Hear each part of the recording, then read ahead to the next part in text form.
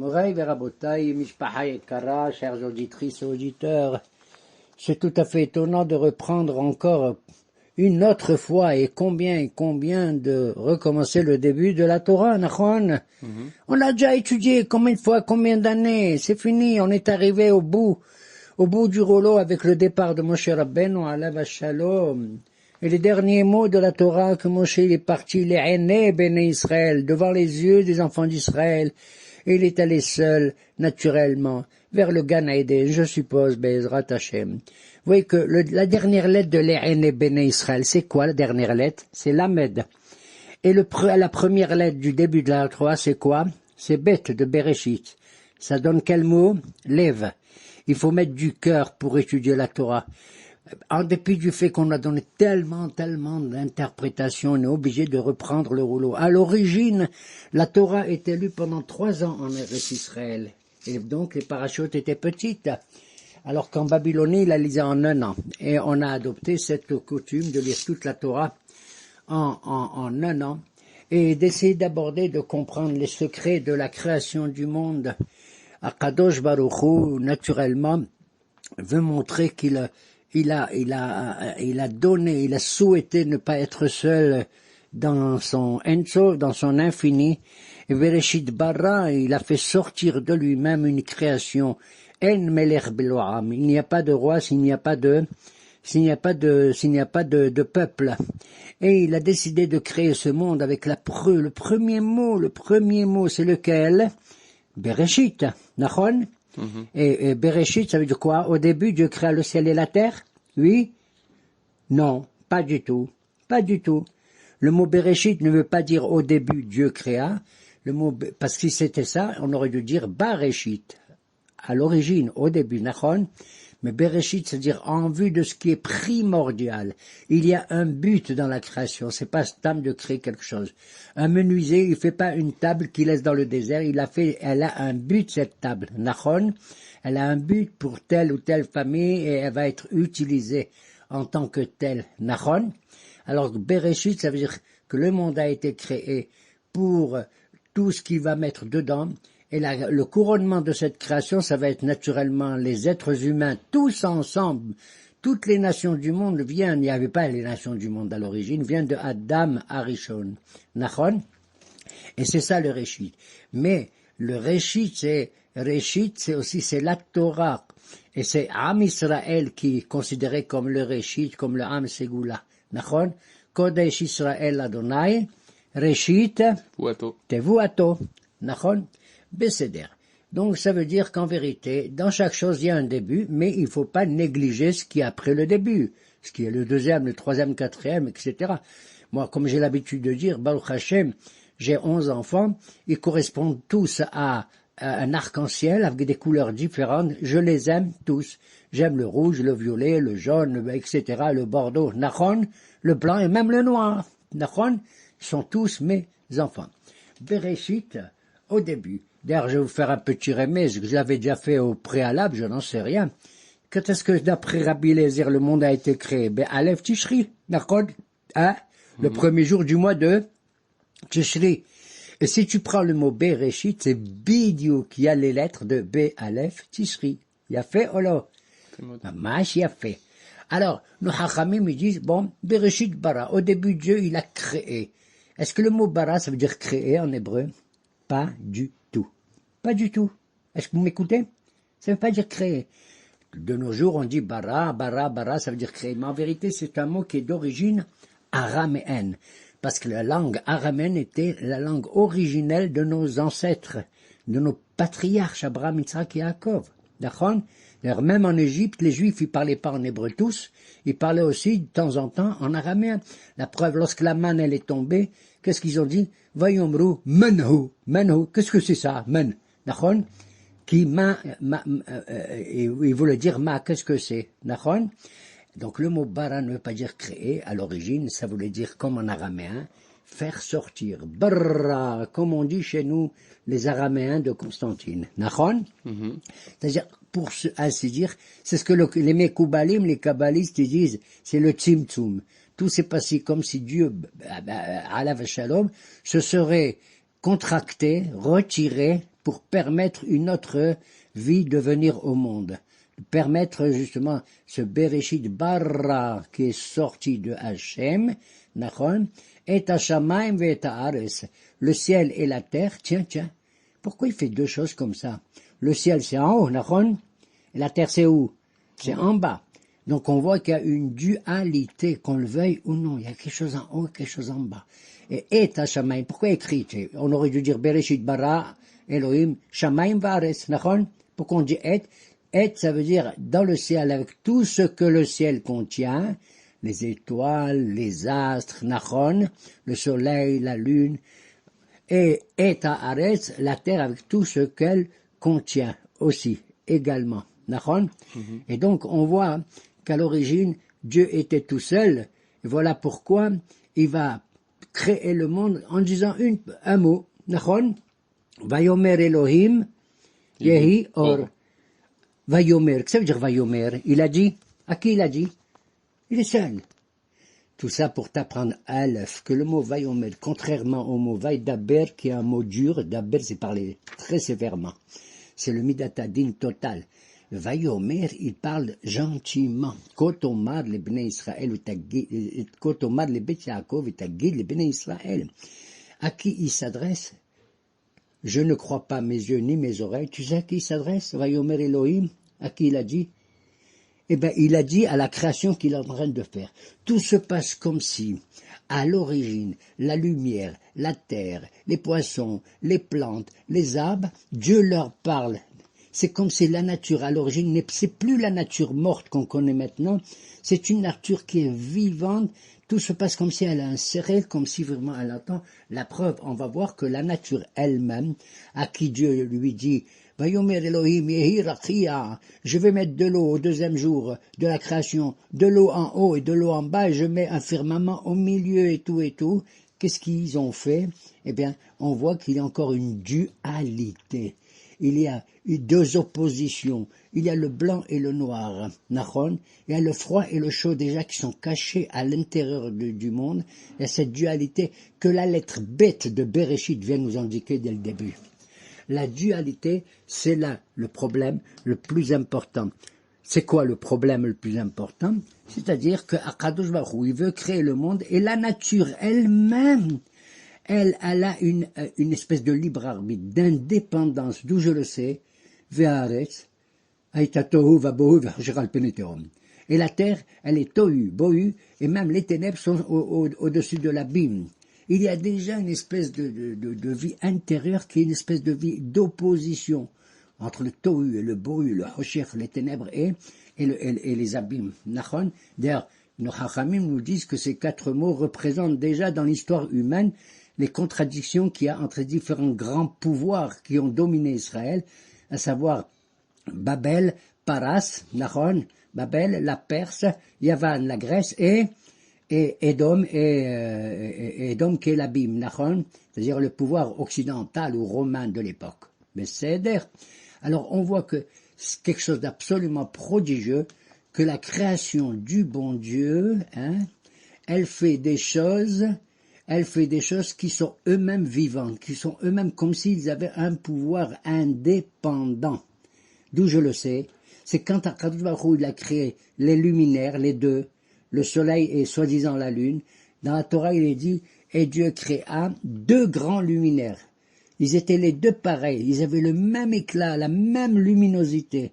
Et un des deux luminaires, il a dit au bon Dieu, deux rois ne peuvent pas commander le monde, c'est pas possible. Ah, elle lui a dit, toi, tu as parlé bien, eh ben c'est toi qui vas te réduire. Qui c'est qui s'est réduit? C'est la lune. Nachon? Elle s'est réduite. Lechi ou mi'ate et atzmech. Elle dit, je comprends pas. Mon Dieu, je te dis une chose logique. Je te dis que c'est pas possible qu'un pays peut être gouverné par deux présidents, par deux chefs de gouvernement. Et tu me dis, Lechi ou mi'ate et atzmech, va te diminuer toi-même. Il lui a dit, tu as raison, voilà pourquoi tous les Rosh Chodesh, on va offrir un korban, se'ir hatat l'Adonai. On va faire un sacrifice pour le péché, entre parenthèses, du bon Dieu qui a dit à la lune de se réduire, mais c'est comme ça, effectivement. Mais tu auras un intérêt quand même, toi la lune qui a été diminuée, c'est que grâce à toi, on va désigner le Zman, on va donner le temps du renouveau, c'est-à-dire la fête de Rosh Chodesh. Chodesh, c'est le Chodesh, c'est Hadash. D'accord? D'ailleurs, vous savez que même quand j'ai voulu créer le monde, qu'est-ce que j'ai dit? J'ai dit, Naase Adam, faisons l'homme. Comment le bon Dieu dit faisons l'homme? À qui il dit ça? Il paraît qu'il aurait dit ça aux anges. Nahon? Aux anges. Tout se passe comme si vraiment il y a une volonté déjà. On ne sait plus où on est, dans le début ou dans la fin, au milieu de la création. D'ailleurs, apprenez une chose. Contrairement à ce qu'on imagine, les 7 jours ou les 6 jours de la création ne sont pas dans l'ordre. On ne connaît pas la chronologie. L'ordre, il appartient à la science. C'est la science vraiment qui doit découvrir quelles sont les origines du temps, de la nature et de tous les éléments qui forment le corps humain et le corps céleste, etc. Alors pourquoi la Torah nous enseigne qu'au début il a créé la lumière, et après il a créé les deux, l'eau d'en haut, l'eau d'en bas avec un firmament, et après il a fait les plantes et les arbres et tout. Ça n'est pas une chronologie au niveau du temps, du Zman, mais une chronologie au niveau moral, c'est-à-dire quelque chose qui est par rapport aux vertus, aux valeurs qu'il y a dans le monde. C'est les valeurs. La chronologie, elle est morale pour l'homme, elle ne doit pas être scientifique. Mais en vérité, la Torah ne s'oppose pas aux idées des scientifiques, ni elle les confirme, ni elle les annule, certainement pas. Akadosh Baruch Hu, il a donné la Torah pour les valeurs morales, il l'a rapproché avec lui, et il a donné aussi la Chokhmah dans l'esprit de l'homme. D'accord? Voilà pourquoi on dit qu'Akadosh Baruch Hu s'est adressé kiviachol aux anges, et il y a un Midrash qui nous dit, il y a 4 types d'anges qui ont des noms spéciaux. Hesed, Ve'emet, Nifgashu, Tzedek, Ve'shalom, Nashaku. Il y a un ange qui s'appelle Hesed, l'amour, la bienfaisance, d'accord? Elle a rencontré qui? Le Emet, la vérité. Et la justice, Tzedek, la Tzedaka, elle a rencontré le Shalom. Et il leur a demandé, dites-moi, ça vaut le coup que je crée l'homme? Le Hesed a dit oui, parce que les hommes, ils font de temps en temps, ils font du Hesed. Ils sont gentils entre eux des fois. Mais le Emet, il a dit pas du tout. C'est Koulocheker. L'homme, il raconte des fois il dit des tromperies, des ruses. Il est rusé, ok? Et donc, il y a une contradiction entre le Hesed et le Emet. Alors, il a demandé ensuite au Tzedek, est-ce que je crée l'homme? Tzedek, il a dit oui, ils font la Tzedaka et tout. On en trouve en général des êtres merveilleux. Mais Shalom, il a dit pas du tout. Kulokhtata. L'homme, il cherche toujours la bagarre, la qtata, tout ça. Et le bon Dieu ne savait pas quoi faire. Et les anges, donc, ils sont divisés pour savoir s'il faut faire ou pas l'homme. C'est pour ça que Dieu a dit Naase Adam, est-ce que faisons l'homme, etc. Pendant qu'ils disputaient, le Hesed, il s'est disputé avec le Emet avec le Tzedek avec le Shalom, à tel point qu'Akadosh Baruch Hu, il a dit Ishlich Emet Arza, il a jeté l'ange qui s'appelle Emet par terre. Et on attend que le Emet sortira lentement. Emet me'eretz sisma. La vérité viendra lentement de la terre, comme une plante. C'est pas évident, d'accord? Mais elle reviendra be'ezrat Hashem. D'ailleurs, si vous voyez que le mot Bereshit, bara Elohim, les Sofet et Bot, la fin de ces mots, c'est Emet aussi. Bereshit, il y a Tav. Bara, il y a Aleph. Bereshit, bara Elohim, il y a même, ça donne Emet. Et quant à la fin de la création, et que le bon Dieu, il se repose pendant le Shabbat Vainafash, le 7e jour. Par quel mot on termine aussi? Que ce monde qui est incomplet que Dieu a fait, il a fait exprès pour que l'homme puisse le compléter. L'homme est aussi comme un créateur de ce que Dieu va lui laisser. Akadosh Baruch Hu, actuellement, il fait son Shabbat. Il ne crée plus rien du tout. C'est l'homme qui doit créer. Et voilà pourquoi à la fin du Kiddush, on dit Asher bara Elohim, la Asot, bara. Quelle lettre est à la fin de bara? Aleph. Elohim. Même. La Asot, Tav. Que Dieu a créé la Asot pour qu'il soit fait. Nachon? Pour qu'il soit fait par qui? On est à la fin. Nachon? Pour qu'il soit fait par l'homme. Et voilà l'importance qu'Akadosh Baruch Hu nous a accordée, pour que nous puissions nous être aussi les créateurs, les compagnons de Akadosh Baruch Hu, dans un monde qui n'est pas un monde unifié. C'est un monde qui est divisé, qu'on le veuille ou non, et c'est bien d'un côté. Tu vas me dire, Écoute, Akadosh Baruch Hu, il a fait le Gan Eden, il a créé l'homme, etc. Et il lui a dit, vous mangez de tous les arbres, de tout. Il a écrit comme ça, Mikol Eitz Hagan Akol Tochel. Ou Me'etz HaChaim, Asher Betoch Hagan. Aval, Eitz Hadaat Tovara, non, il faut pas en manger. En vérité, si le bon Dieu dit, on peut manger de tous les arbres, ben, on peut manger de tout, y compris de l'arbre de la connaissance du bien et du mal. Alors pourquoi il a dit après? Il a mis un piège à l'homme. Pourquoi, Kadosh Baruch Hu, tu fais un piège? C'est comme si je dis à un enfant, à des enfants dans une classe, je vous avertis, je vais sortir, je vais mettre des gâteaux et des bonbons sur la table, Rod Balek, attention, celui qui vient, qui le mange, je reviens. Il revient, il n'y a plus les bonbons merveilleux. Et il voit qu'ils mâchent, ils sont tous en train de mâcher quoi, les enfants? Des bonbons. Il leur a dit, qui c'est qui a pris? Personne. Il dit, c'est pas moi, je suis pas moi, pas monsieur, c'est pas moi, c'est pas moi, c'est pas moi. C'est exactement. Comment tu me dis à moi, Adam Arishon, attention, mange de tout sauf de la connaissance du bien et du mal, hein? C'est un piège que Dieu nous donne, hein? Donc l'homme, il mérite une sanction. Oui, en vérité, peut-être qu'il mérite une diminution, d'accord, mais je vois pas pourquoi il mérite une sanction. Tu sais pourquoi?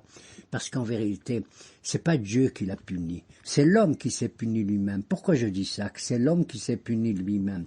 Parce qu'Akadosh Baruch Hu, il nous a donné la Bechira Hofshit, le libre arbitre. Vous avez compris? Et la dualité de bête, le mot, la lettre bête qui veut dire deux, elle est dans l'homme aussi.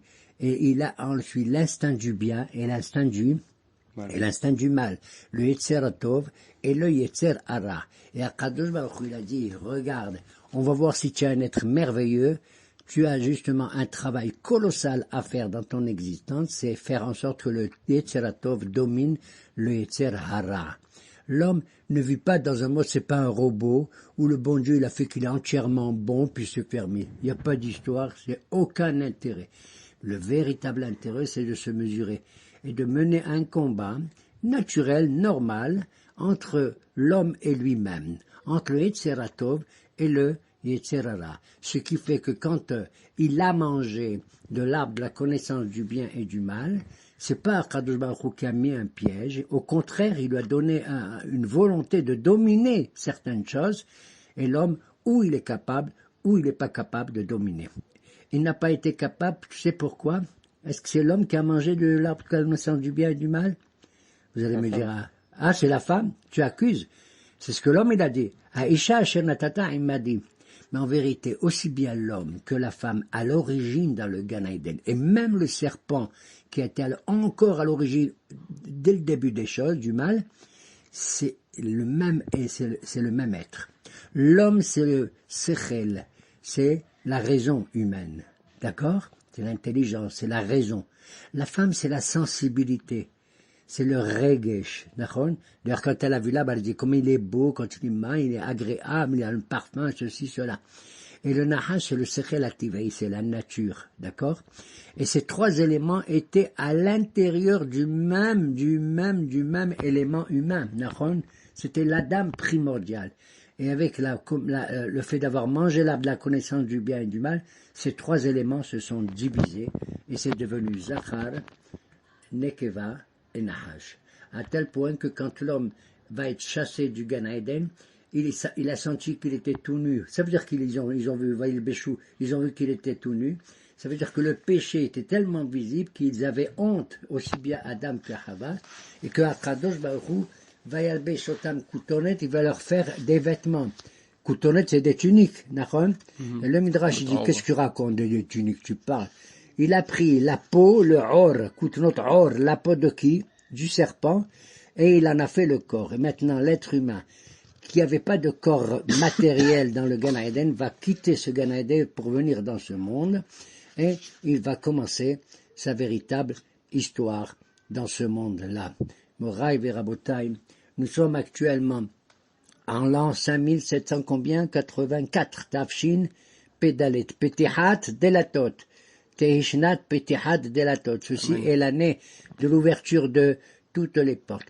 Selon certaines traditions, je dirais, comment dirais-je, plutôt midrashique, n'est-ce pas, allégorique, nous sommes au 6e millénaire.